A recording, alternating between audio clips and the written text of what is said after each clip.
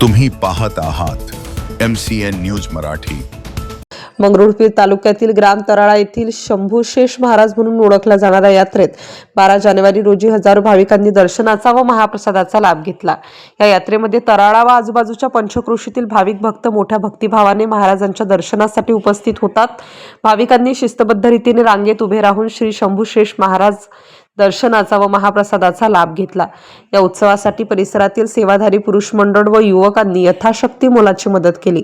यावेळी मंदिर प्रशासनाला मदत करणाऱ्या भक्तांचा सत्कार करण्यात आला। या यात्रोत्सवादरम्यान भव्य रक्तदान शिबिराचे देखील आयोजन करण्यात आले होते। यानंतर सत्यपाल महाराज यांचं जाहीर कीर्तन पार पडलं। स्वयंसेवकांनी आपली वैद्यकीय सेवा पार पाडली। या यात्रोत्सवादरम्यान कोणताही अनुचित प्रकार घडू नये यासाठी पोलीस प्रशासनाच्या वतीने चोख पोलीस बंदोबस्त तैनात करण्यात आला होता।